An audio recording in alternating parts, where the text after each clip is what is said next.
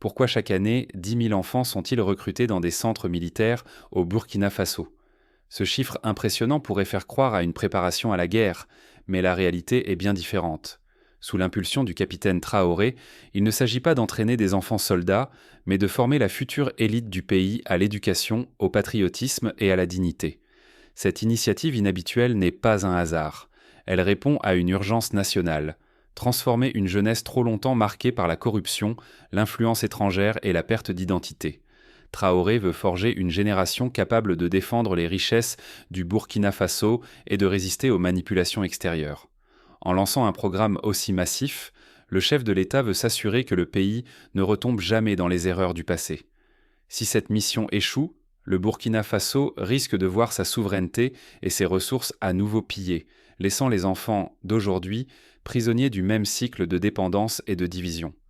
Mais comment en est-on arrivé à une telle crise au point de bouleverser toute une génération?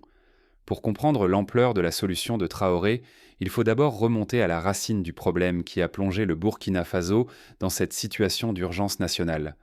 Comment l'héritage colonial et la perte de fierté nationale ont-ils rendu le pays vulnérable? Pour comprendre la situation actuelle du Burkina Faso, il faut revenir à l'époque coloniale. Pendant des décennies, l'Occident a méthodiquement brisé l'unité du peuple burkinabé, détruisant la fierté nationale et semant la méfiance entre communautés. La stratégie était simple, diviser pour mieux régner, afin de s'emparer des richesses du pays sans résistance. Ces divisions internes persistent, alimentées et exploitées par des intérêts étrangers qui manipulent les rivalités ethniques et politiques. La conséquence, une société fragmentée, incapable de s'unir face aux défis majeurs et donc facilement manipulable par les puissances extérieures. La colonisation n'a pas seulement laissé des cicatrices visibles, elle a aussi instauré un système de corruption où les ressources nationales, comme l'or et l'uranium, sont souvent échangées contre des avantages individuels, au détriment du bien commun. Les élites locales, trop souvent corrompues, préfèrent trahir l'intérêt national pour s'enrichir personnellement. Ce schéma s'est enraciné dans la mentalité collective. Aujourd'hui, beaucoup de jeunes valorisent davantage ce qui vient de l'étranger, la langue, la culture, le mode de vie, au point de mépriser leur propre identité burkinabé. C'est ce manque de fierté et l'aliénation culturelle qui entretiennent la domination extérieure. Si rien ne change, le Burkina Faso risque de perdre définitivement sa souveraineté et le contrôle de ses ressources. Les générations futures pourraient n'en être que des spectateurs impuissants, condamnés à répéter les erreurs du passé, soumission, division et appauvrissement. Face à ce constat alarmant, une question s'impose. Comment le capitaine Traoré compte-t-il mener la rupture décisive pour redonner au peuple la dignité et l'unité perdue? Rentrons dans le cœur du projet patriotique de Traoré, une initiative sans précédent qui vise à transformer la jeunesse et forger une nouvelle identité nationale. Et si l'arme la plus puissante n'était pas une arme, mais une idée? Imaginez un programme de formation capable de transformer en profondeur toute une génération, non par la force, mais par la conviction et la discipline. Au Burkina Faso, sous la direction du capitaine Traoré, c'est exactement ce qui est en train de se passer. Ce programme inédit vise d'abord le patriotisme. Tout est pensé pour que les enfants, âgés de 10 à 16 ans, venus de toutes les régions, vivent et respirent l'unité nationale. Fini les rivalités entre communautés, les différences sociales et les préjugés hérités de l'ère coloniale. Ici, chacun porte le même uniforme, dort dans le même dortoir, partage le même emploi du temps exigeant. Le programme commence par une immersion de 10 jours. Durant cette période, les enfants découvrent une vie réglée à la minute près. Lever à l'aube, exercice physique, repas collectifs, mais aussi enseignements sur l'histoire vraie du Burkina Faso, celle des résistances, des trahisons et des rêves de liberté. Ce ne sont pas de simples activités, mais un plongeon total dans la discipline et l'honneur. Après ces 10 jours fondateurs, chaque élève revient chaque mois, le temps d'un week-end, pour renforcer ce qui a été appris. C'est une construction patiente, comme une maison que l'on bâtit pierre par pierre, valeur après valeur. Ce programme ne vise pas à former des soldats, mais des citoyens prêts à défendre leur pays par leur intégrité, leur courage et leur amour du Burkina Faso. L'objectif est clair, créer une génération de leaders incorruptibles. Des jeunes qui, demain, refuseront de vendre la dignité de leur peuple pour de l'argent facile, qui ne courberont pas l'échine devant les puissances étrangères et qui sauront reconnaître la richesse de leurs terres et la défendre ensemble. Ce qui rend cette initiative unique, c'est sa volonté de briser tous les déterminismes. Filles et garçons, enfants de riches ou de pauvres, citadins ou ruraux, tous sont placés pour la première fois sur un pied d'égalité. L'uniforme gomme les marques extérieures de la fortune ou de la pauvreté. L'emploi du temps forge une discipline collective. L'éducation efface la peur de l'autre et fait grandir la fierté nationale. À travers ces méthodes, le Burkina Faso fait le pari que l'avenir appartient à ceux qui savent s'unir et se dépasser. Car sans une telle refondation, l'élite de demain risquerait de trahir la nation, comme tant d'autres avant elle, attirés par le pouvoir, la corruption ou la soumission aux intérêts étrangers. Mais une telle transformation, aussi ambitieuse soit-elle, ne va pas sans secousse.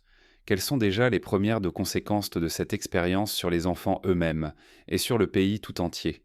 Voyons justement comment les premiers participants vivent cette aventure entre bouleversement personnel et réveil national. L'Occident tremble, la nouvelle génération refuse la corruption. Ce n'est plus une simple rumeur. Aujourd'hui, les premiers résultats du programme de formation patriotique du Burkina Faso déstabilisent déjà les vieilles puissances. Dans les centres de formation, les enfants vivent une expérience inédite. Pour la première fois, ils découvrent l'histoire de leur pays, non pas à travers des manuels écrits sous l'influence coloniale, mais en entendant la voix de leurs propres héros, la vérité sur leurs richesses pillées et la force de leurs ancêtres. Le récit national leur appartient à nouveau. Ce regard neuf sur leur passé éveille en eux une dignité longtemps piétinée, une fierté authentique. Ils comprennent que leur avenir n'est pas à vendre. On leur enseigne que la responsabilité n'est pas un mot vide, mais une mission à porter. Protéger leurs terres, leurs ressources et leur souveraineté, quoi qu'il en coûte. Jour après jour, ces jeunes forgent un nouvel esprit de corps. Qu'ils viennent des grandes villes ou des villages les plus reculés, tous portent le même uniforme, le même symbole d'unité. Les anciennes rivalités sont mises de côté. Au centre, plus de différence entre l'élève des quartiers riches et celui des campagnes pauvres. Ils sont une seule et même génération, debout face à l'histoire. À l'extérieur, l'inquiétude monte. Ceux qui dominaient autrefois le pays, marchant main dans la main avec la corruption, voient avec effroi leur influence s'effriter. Ils savent que si cette dynamique se poursuit, il ne restera bientôt plus de relais dociles pour leurs intérêts. Les anciennes stratégies de division semblent soudain obsolètes devant cette jeunesse éveillée. Mais la menace plane toujours. Si ce mouvement venait à s'arrêter ou à être saboté, le risque est immense. L'ombre de la domination étrangère, de la corruption rampante et du pillage pourrait revenir plus puissante encore, réduisant à néant tous ces nouveaux espoirs. La question se pose alors, ce pari inédit peut-il vraiment garantir un avenir différent et durable au Burkina Faso, ou n'est-ce qu'une lueur fragile? Découvrons comment ce programme pourrait transformer le destin d'un pays tout entier. La formation patriotique peut-elle inspirer une renaissance africaine? La question est brûlante et la réponse essentielle pour l'avenir du continent. L'expérience du Burkina Faso nous révèle une vérité puissante. Le patriotisme n'est pas une option, c'est un rempart ultime contre la trahison et la soumission. Quand un peuple aime profondément sa patrie, il devient beaucoup plus difficile de le diviser ou de l'utiliser contre ses propres intérêts. C'est la première ligne de défense face à toutes les tentatives d'exploitation extérieure. Mais ce programme va plus loin que de simples mots d'ordre. Il s'agit d'inculquer, dès le plus jeune âge, des valeurs solides et de transmettre de génération en génération l'esprit de responsabilité et de leadership. Les enfants formés aujourd'hui ne sont pas seulement éduqués pour leur propre avenir, mais aussi pour garantir que l'héritage de dignité et de courage ne s'éteindra jamais. Le mentorat joue ici un rôle fondamental. Les aînés montrent l'exemple, encadrent les plus jeunes et veillent à ce que l'esprit révolutionnaire ne disparaisse pas avec les anciens combattants. C'est un mécanisme puissant pour pérenniser l'engagement, la fierté et la vigilance face aux défis futurs. Au cœur de cette démarche, il y a la nécessité d'une identité nationale forte. C'est la clé pour résister aux pressions économiques, culturelles ou politiques venues de l'extérieur. Sans ce socle solide, les conquêtes du présent risquent d'être balayées par les tempêtes du futur. Si ces leçons ne sont pas prises au sérieux, c'est tout un continent qui continuera de voir ses ressources, ses richesses et sa dignité s'éroder. Le Burkina Faso offre à l'Afrique un avertissement, mais aussi une source d'inspiration. Forger une génération incorruptible, c'est ouvrir la porte à une renaissance véritablement africaine. Mais cela suffit-il vraiment à changer le destin d'un pays ? Découvrons ce que cette révolution silencieuse signifie concrètement pour l'avenir du Burkina Faso et de l'Afrique tout entière. La révolution n'est pas un événement, mais un héritage à défendre, à transmettre et à vivre chaque jour. La seconde indépendance ne sera jamais le fruit d'un seul homme, ni d'un discours enflammé.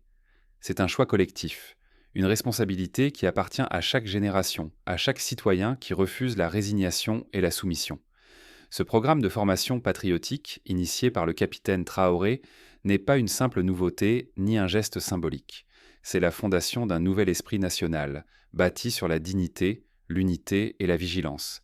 Il s'agit d'arracher définitivement l'esprit colonial pour que plus jamais le Burkina Faso ne s'incline devant aucune puissance étrangère. Mais ce combat n'est pas garanti une fois pour toutes. À chaque époque, la menace de la corruption, de l'aliénation et de la division plane au-dessus du pays. L'histoire l'a démontré.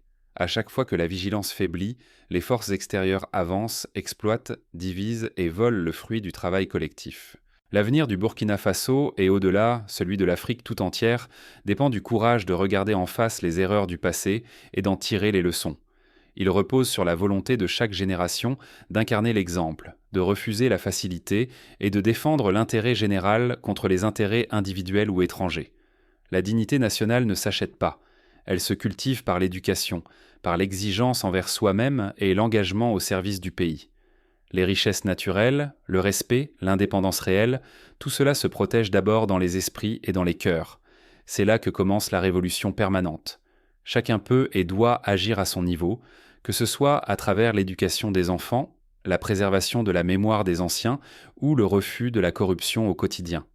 Il ne s'agit pas d'attendre un sauveur, mais de devenir soi-même le gardien de cette seconde indépendance, alors que l'histoire du Burkina Faso inspire d'autres nations et d'autres peuples. Que chaque citoyen se rappelle, c'est par la vigilance, la solidarité et l'action que s'écrit la suite de la Révolution et que se construit la véritable souveraineté.